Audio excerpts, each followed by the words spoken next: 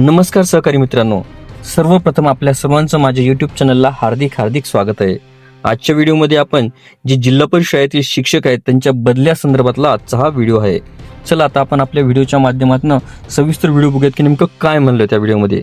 राज्यातील जिल्हा परिषदेच्या शाळांमधील शिक्षकांची रिक्त पदे, त्यांच्या बदल्या, पुरेशी पटसंख्या नसल्याने बंद पडणाऱ्या शाळा, अतिरिक्त शिक्षकांचे समायोजन असे मुद्दे सातत्याने चर्चेत येत आहेत।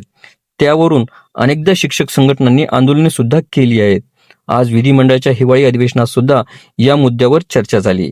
या चर्चेदरम्यान ग्रामविकास मंत्री जयकुमार गोरे यांनी शिक्षकांच्या बदल्यांबाबत अत्यंत महत्त्वाची माहिती दिली आहे।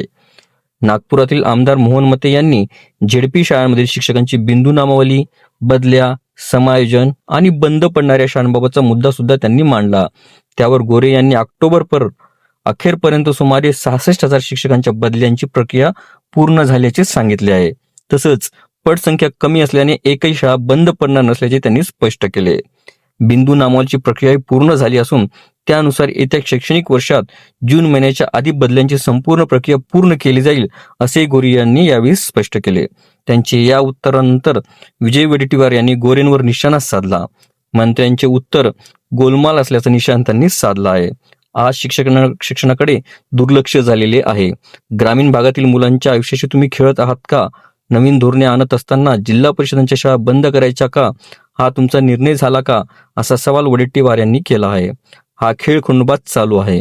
मंत्र्यांनी किती जागा रिक्त आहेत, कधी जागा भरणार याचे मुद्देसूद उत्तर दिले पाहिजे अशी मागणी त्यांनी केली आहे। पवित्र पोर्टलचे नुसते नाव पवित्र आहे, काम मात्र अपवित्र सुरू असल्याचा टोलाही वडेट्टीवार यांनी लगावला आहे। त्यावर उत्तर देताना गोरे म्हणाले की जिल्हा परिषदेच्या शाळांमध्ये एकूण 1,90,903 पदसंख्या आहे। त्यापैकी 1,76,614 हे कार्यरत आहेत।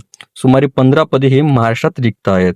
शिक्षकांच्या बदल्यांबाबत अनेकदा शिक्षक संघटना आल्या की बैठका होतात, GR होतो, शुद्धीपत्रक होते, GR सुद्धा येतो, पुन्हा शुद्धीपत्रक येते। आता एवढे GR आणि शुद्धीपत्रक झाले आहेत की हे सगळे GR निरस्त करण्याची वेळ आली आहे। नव्याने बदली धोरण बनवून शिक्षकांचा बदला पार पाडण्याची आवश्यकता आहे। त्या अनुषंगाने आम्ही विचार करत असल्याचे गोरे यांनी हे स्पष्ट केले। आपल्याला व्हिडिओ कसा वाटला कृपया कॉमेंट बॉक्समध्ये नक्की सांगा। आपल्याला व्हिडिओ आवडले असल्यास चॅनलला नक्कीच लाईक, शेअर आणि कॉमेंट्स करायला विसरू नका। तसेच चॅनलला ऑल नोटिफिकेशन्स ऑन करून सबस्क्राईब करा, जेणेकरून व्हिडिओचे सर्व नोटिफिकेशन्स आपल्याला सर्वप्रथम मिळतील। लवकरच आपण पुढच्या व्हिडिओमध्ये भेटूया। तोपर्यंत नमस्कार।